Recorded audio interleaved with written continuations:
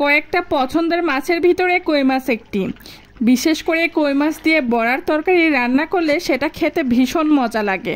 তবে কই মাছের ভুনাও কিন্তু কোনো অংশে কম নয়। আজকে আমি রান্না করছি টমেটো দিয়ে কই মাছের ভুনা।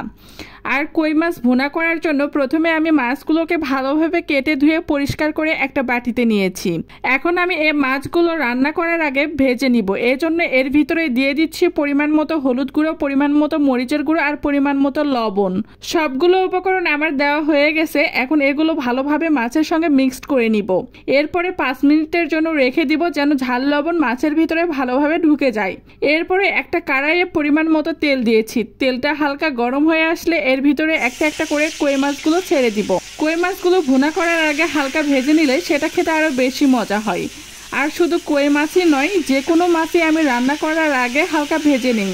এতে করে মাছের ভিতরে ঝাল লবণ পারফেক্টলি যায় আর মাছগুলো রান্না করার সময় ভেঙে যাওয়ার সম্ভাবনা থাকে না। কই মাছে আছে অ্যামাইনো অ্যাসিড যা শিশুদের মানসিক বিকাশে সাহায্য করে।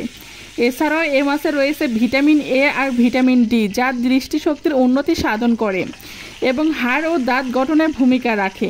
এছাড়াও কই মাছে রয়েছে গুরুত্বপূর্ণ ফ্যাটি অ্যাসিড যা শিশুদের মস্তিষ্ক বিকাশে সাহায্য করে, ত্বককে সুস্থ রাখে আর বিপাক ক্রিয়ায় বিশেষ ভূমিকা রাখে। এ পর্যায়ে মাছ ভাজিগুলো হয়ে এসেছে, তাই মাছ ভাজিগুলো উঠিয়ে নিচ্ছি।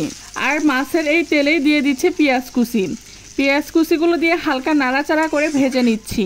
পেঁয়াজগুলো যখন হালকা বাদামি কালার হয়ে আসবে ঠিক সে পর্যায়ে এর ভিতরে দিয়ে দেবো 2টা তেজপাতা আর 1.5 টেবিল চামচ হলুদের গুঁড়ো, 2 টেবিল চামচ মরিচের গুঁড়ো, 1.5 টেবিল চামচ লবণ, 1 টেবিল চামচ জিরার গুঁড়ো আর 2 টেবিল চামচ আদা রসুন বাটা। সবগুলো মশলা আমার দেওয়া হয়ে গেছে। এ পর্যায়ে সবগুলো মশলা ভালোভাবে নাড়াচাড়া করছি। সবগুলো মশলা ভালোভাবে ভেজে নিচ্ছি। যখন ভাজা হয়ে আসবে একেবারে শুকনো শুকনো হবে সেই পর্যায়ে এর ভিতরে দিয়ে দিব 1 কাপ পরিমাণের মতো পানি দিয়ে আবারও হালকা নাড়াচাড়া করে নিচ্ছি যেন মশলাগুলো দলা পেকে না থাকে।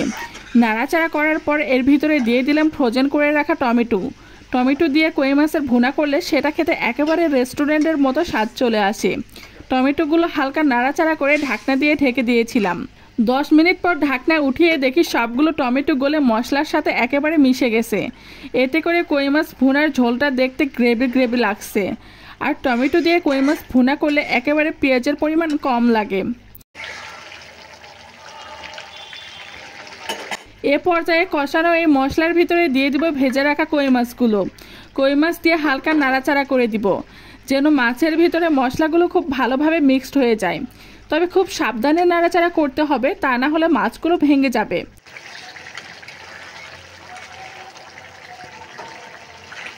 এ পর্যায়ে আমি ঢাকনা দিয়ে ঢেকে দিলাম কিছুক্ষণ রান্না হওয়ার জন্য। 5-7 মিনিট পর ঢাকনাটা উঠিয়ে দেখে ঝোল কমে এসেছে। এখন আমি এর ভিতরে আরও কিছু পরিমাণ পানি দিয়ে দিব। পানি দিয়ে আবারও হালকা নেড়েচেড়ে দিব।